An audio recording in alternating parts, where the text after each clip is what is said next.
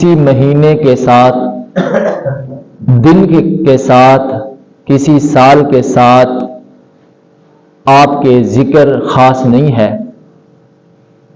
آپ جب بھی اسلام کی بات کریں، کلمے کی بات کریں، اسلام کے آغاز کی بات کریں، انتہا کی بات کریں، عروج کی بات کریں، نماز کی بات کریں، روزے کی بات کریں، کلمے کی بات کریں، نبوت کی بات کریں، رسالت کی بات کریں، جبرائیل کے اترنے کی بات کریں، قرآن کے پڑھنے کی بات کریں، جہاد کی بات کریں، تو ابو بکر کا ذکر ضرور آئے گا۔ یہ نہیں ہے کہ آپ اسلام کے جس عنوان کو بھی ذکر کریں اور ابو بکر کا ذکر نہ آئے۔ آپ کلمے کی بات کریں گے تو ابو بکر کا ذکر آئے گا، آپ نبوت کی بات کریں تو ابو بکر کا ذکر آئے گا، آپ رسالت کی بات کریں تو ابو بکر کا ذکر آئے گا، آپ جہاد کی بات کریں تو ابو بکر کا ذکر آئے گا، آپ کلمے کی بات کریں تو ابو بکر کا ذکر آئے گا، آپ ایمان اور ایقان کی بات کریں تو ابو بکر کا ذکر آئے گا، آپ وفا کی بات کریں تو ابو بکر کا ذکر ضرور آئے گا، آپ بیت اللہ کی بات کریں تو ابو بکر کا ذکر آئے گا، آپ مطاف کی بات کریں تو ابو بکر کا ذکر ضرور آئے گا، آپ صفا اور مروہ کے چکر کی بات کریں تو ابو بکر کا ذکر ضرور آئے گا، آپ مدینہ کی بات کریں تو ابو بکر کا ذکر آئے گا، آپ مسجد نبوی کی بات کریں تو ابو بکر کا ذکر ضرور آئے گا، آپ معراج کی بات کریں تو ابو بکر کا ذکر آئے گا، آپ ہجرت کی بات کریں تو ابو بکر کا ذکر ضرور آئے گا۔ اسلام کے ہر قصے میں، ہر حکایت میں آپ جب بھی جس کا بھی ذکر کریں گے وہ ابو بکر کا ذکر ضرور آئے گا۔ میں نہیں کہتا، اللہ کا قرآن کہتا ہے محمد رسول اللہ والذین معہ۔ ہر مفسر قرآن کی تفسیر میں یہی لکھتا ہے والذین معہ سے اگر کوئی مراد ہے تو اسی کو ابو بکر کہتے ہیں۔ تو ابو بکر صدیق کا ذکر اسلام کے ہر قصے میں ہے۔ آپ نبی کے کلمے کی بات کریں گے تو پڑھنے والے ابو بکر کا ذکر ضرور آئے گا، آپ نبی کی نماز کی بات کریں گے تو نبی کے ساتھ کھڑے ہونے والے ابو بکر کا ذکر تو ضرور آئے گا نا۔ آپ بات کریں گے ہجرت کی تو نبی کے ساتھ چلنے والے ابو بکر کا ذکر تو ضرور آئے گا نا۔ آپ بات کریں گے سواری کی تو جس نے سواری دی اس ابو بکر کا ذکر بھی ضرور آئے گا۔ آپ بات کریں گے کندھوں پر اٹھانے کی تو جس نے اپنے کندھوں پہ اٹھایا اس ابو بکر کا ذکر ضرور آئے گا۔ آپ بات کریں گے غار کی تو جو غار کے اندر پہلے داخل ہوا اس ابو بکر کا ذکر ضرور آئے گا۔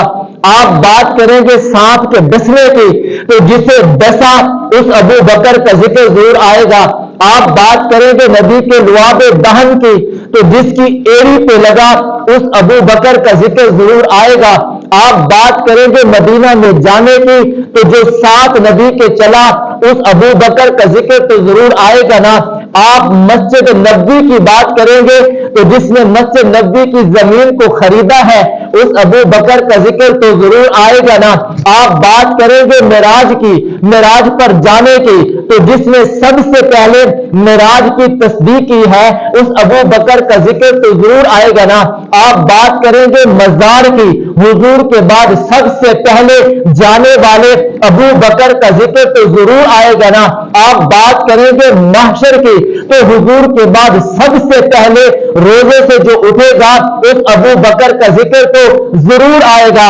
آپ بات کریں گے میدان محشر کی کہ امتحان سب سے پہلے کس کا ہوگا اس ابو بکر کا ذکر تو ضرور آئے گا نا۔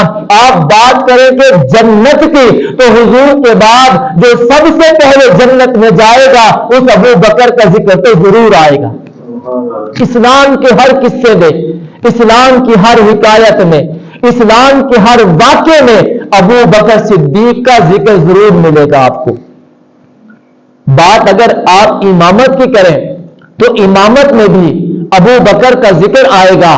آج حضور بیمار ہیں, آج مصلی خالی ہے اور مقتدی انتظار میں ہے کہ حضور کب آئیں گے نماز پڑھانے کے لیے. مقتدی موجود ہے لیکن مقتدا نہیں ہے. آج مصلی ہے, صفیں بھی بنی ہوئی ہے لیکن مصلی پہ کوئی نہیں کھڑا. آج مسند خالی ہے, آج مصلی خالی ہے. آج نماز کون پڑھائے گا؟ جس نے نماز پڑھانی ہے وہ حجرے میں ہے اور وہ بیمار ہے, وہ آ نہیں سکتے. اسی دوران ایک حکم جاری ہوتا ہے, مرو ابا بکر فلیصلی بالناس, ابو بکر کو حکم دو کہ وہ مصلی پہ آئے اور آ کر نماز پڑھے. یہ حکم کس نے دیا ہے؟ جسے محمد مصطفیٰ کہتے ہیں, جسے احمد مصطفیٰ کہتے ہیں. انہوں نے حکم دیا ہے کہ مصلی پہ کھڑے ہو. جناب ابو بکر صدیق مصلی پہ آ کے کھڑے ہوتے ہیں. اب یہاں پر سارے کھڑے ہوئے ہیں, جو عمر ہے وہ بھی کھڑا ہوا ہے, جو عثمان ہے وہ بھی کھڑا ہوا ہے, جو علی ہے وہ بھی کھڑا ہوا ہے, جو داماد ہے وہ بھی کھڑا ہوا ہے, جو سسر ہے وہ بھی کھڑا ہوا ہے, جو یار ہے وہ بھی کھڑے ہوئے ہیں, جو وفادار ہے وہ بھی کھڑے ہوئے ہیں. سارے کھڑے ہوئے ہیں, سارے بڑے ہیں, مگر ایک کو آگے مصلی پہ کھڑا کر کے بتایا یہ سارے کھڑے ہوئے ہیں, سارے بڑے ہیں, لیکن جو مصلی پہ کھڑا ہے وہ سب سے بڑا ہے, وہ سب سے بڑا ہے. ایک جگہ ایسی بھی تھی جہاں پہ سارے انبیاء تھے, سارے معصوم تھے, سارے انبیاء تھے, سارے رسول تھے, سارے معصوم تھے, سارے کھڑے تھے. جبرائیل کو حکم ہوتا ہے, جبرائیل میرے محبوب کا ہاتھ پکڑ اور مصلی پہ کھڑا کر. جبرائیل کہتے اللہ یہاں پر سارے کھڑے ہیں, سارے بڑے ہیں. اللہ فرماتے ہیں اے جبرائیل مصلی پہ کھڑا کر کے بتا سارے کھڑے ہیں, سارے بڑے ہیں, لیکن جو مصلی پہ کھڑے ہیں وہ سب سے بڑے ہیں. ادھر جس نے مصلی پہ کھڑا کیا ہے اسے خدا کہتے ہیں, اور جو مصلی پہ کھڑا ہوا ہے اسے مصطفیٰ کہتے ہیں. اب اگر کوئی اعتراض کرے, جناب آدم علیہ السلام کی بھی بڑی عظمت ہے, انہیں صفی اللہ کہا جاتا ہے. نوح علیہ السلام کی بھی بڑی عظمت ہے, انہیں نجی اللہ کہا جاتا ہے. جناب موسیٰ علیہ السلام کی بھی بڑی عظمت ہے, انہیں کلیم اللہ کہا جاتا ہے. جناب عیسیٰ علیہ السلام کی بڑی عظمت ہے, انہیں روح اللہ کہا جاتا ہے. تو ہم نے کہا وہ قابل رشک ہیں, وہ سارے قابل احترام ہیں, ہم سب کو مانتے ہیں. لیکن جب بات مصلی کی آتی ہے, مصلی پہ حضور کھڑے ہیں, ہم سب کو مانتے ہیں لیکن حضور کے مقتدی مانتے ہیں, حضور کو سب کا مقتدا مانتے ہیں. یہاں بھی سارے کھڑے ہیں, جو عمر ہے وہ بھی کھڑا ہے, جو عثمان ہے وہ بھی کھڑا ہے, جو علی ہے وہ بھی کھڑا ہے, جو عباس ہے وہ بھی کھڑا ہے, جو طلحہ ہے وہ بھی کھڑا ہے, جو زبیر ہے وہ بھی کھڑا ہے, جو سعد ہے وہ بھی کھڑا ہے, جو سعید ہے وہ بھی کھڑا ہے. اور ابو بکر کو ہم نے نہیں کھڑا کیا, جنہیں آمنہ کا لال کہتے ہیں, جسے عبداللہ کا لخت جگر کہتے ہیں, جسے ساقی کوثر کہتے ہیں, جسے شاف محشر کہتے ہیں, جسے جان جہاں کہتے ہیں, جسے محبوب خدا کہتے ہیں, جسے حسن کائنات کہتے ہیں, جسے جمال کائنات کہتے ہیں, جسے روز کائنات کہتے ہیں, جسے دغدغہ کائنات کہتے ہیں, جسے بدر الدجا کہتے ہیں, جسے شمس الضحیٰ کہتے ہیں, جسے بالغ الاولیاء کہتے ہیں, جسے دنائے سبل کہتے ہیں, جسے ختم رسل کہتے ہیں, جسے مولا کل کہتے ہیں, جسے شفیع الامم کہتے ہیں, جسے پر مرجع کرم کہتے ہیں, جسے تاجدار حرم کہتے ہیں, جسے سید الانبیاء کہتے ہیں, جسے گوہر ارتقا کہتے ہیں, جسے در دھار سخا کہتے ہیں, جسے آفتاب ہدا کہتے ہیں, جسے مہتاب عطا کہتے ہیں,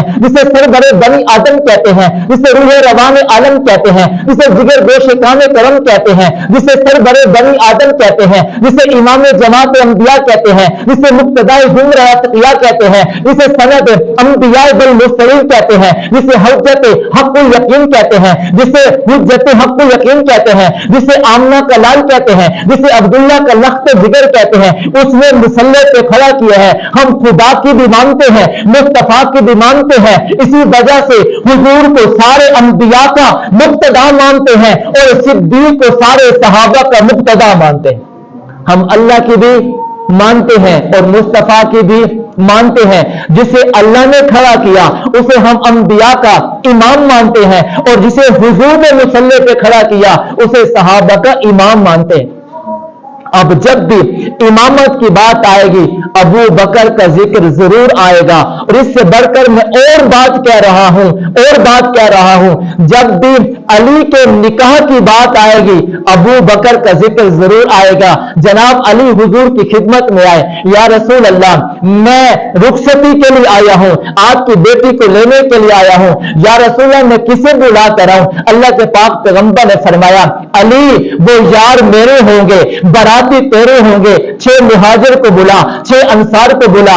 یا رسول اللہ کسے بلاؤ؟ پہلے ابو بکر کو بلا, پھر عمر کو بلا, پھر عثمان کو بلا, علی چوتھا تو ہے, طلحہ زبیر کو بلا, سعد و سعید کو بلا, 6 انصار کو بلا اور 6 مہاجر کو بلا.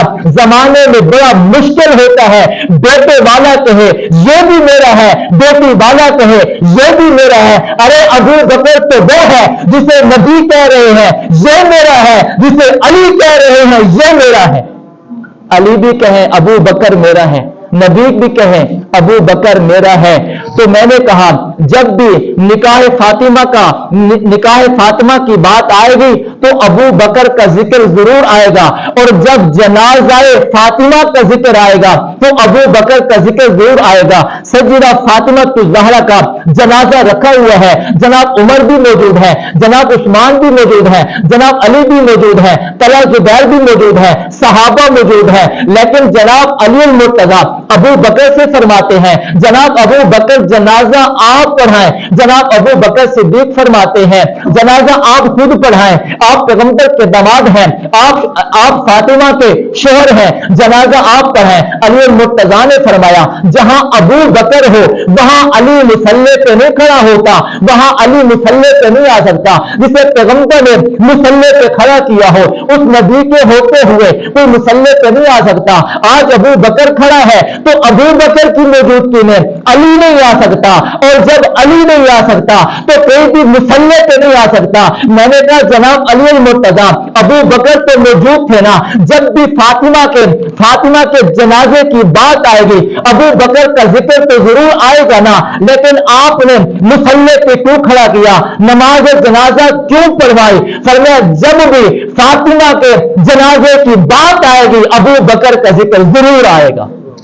تو ابو بکر کا ذکر کسی مہینے کے ساتھ خاص نہیں ہے, ابو بکر کا ذکر کسی سال کے ساتھ خاص نہیں ہے, ابو بکر کا ذکر کسی دن کے ساتھ خاص نہیں ہے. آپ جب بھی اسلام کے جس حصے کو پڑھیں گے, اسلام کی جس تاریخ کو پڑھیں گے, جس حکایت کو پڑھیں گے ابو بکر کا ذکر ضرور آئے گا. میں نے کہا کون ہے ابو بکر؟ فرمایا جب سب انکار کر رہے تھے جو تصدیق کر رہا تھا اسے ابو بکر کہتے ہیں, جب سب انکاری تھے جو اقراری تھا اسے ابو بکر کہتے ہیں, جب سب مال بچا کر رکھ رہے تھے جو مال لوٹا رہا تھا اسے ابو بکر کہتے ہیں, جس نے بغیر کسی تردد کے, شک کے اور بغیر توقف کے جس نے پیغمبر کو اپنا نبی مان لیا اسے ابو بکر کہتے ہیں, جو پیغمبر کے ساتھ چلا اسے ابو بکر کہتے ہیں, جس نے پیغمبر کو کندھوں پہ اٹھایا اسے ابو بکر کہتے ہیں, جو غار تک لے گیا اسے ابو بکر کہتے ہیں, جسے سانپ نے ڈسا اسے ابو بکر کہتے ہیں, جو مدینہ میں حضور کے ساتھ پہنچا اسے ابو بکر کہتے ہیں, جو بچپن میں حضور کے ساتھ رہا اسے ابو بکر کہتے ہیں, جو لڑکپن میں حضور کے ساتھ رہا اسے ابو بکر کہتے ہیں, جو جوانی میں حضور کے ساتھ رہا اسے ابو بکر کہتے ہیں, جو غار میں حضور کے ساتھ رہا اسے ابو بکر کہتے ہیں, جو مزار میں حضور کے ساتھ ہے اسے ابو بکر کہتے ہیں. کل قیامت کے دن میدان محشر میں جب قبریں کھلے گی, روزہ کھلے گا, حضور اٹھیں گے, جو ساتھ اٹھے گا اسے ابو بکر کہتے ہیں, اور جو میدان محشر میں سب سے پہلے اپنے اعمال کا حساب و کتاب دے گا اسے ابو بکر کہتے ہیں. حضور کے جنت میں جانے کے بعد جو سب سے پہلے جنت میں جائے گا اسے ابو بکر کہتے ہیں, جو بلند ہے اسے ابو بکر کہتے ہیں, جو بالا ہے اسے ابو بکر کہتے ہیں, جو پیارا ہے اسے ابو بکر کہتے ہیں, جس کی بیٹی نبی کے گھر میں ہے اسے ابو بکر کہتے ہیں, جو ہر وقت پیغمبر کے ساتھ رہا اسے ابو بکر کہتے ہیں, جسے قرآن نے وصل جنب حل اتقا کہا اسے ابو بکر کہتے ہیں, جسے قرآن نے ثانی یسمین اذہما فی الغار کہا اسے ابو بکر کہتے ہیں, جسے قرآن نے ان اکرمکم عند اللہ اتقاکم کہا اسے ابو بکر کہتے ہیں. ارے جس سے قیامت کے دن اللہ حساب نہیں لے گا اسے ابو بکر کہتے ہیں.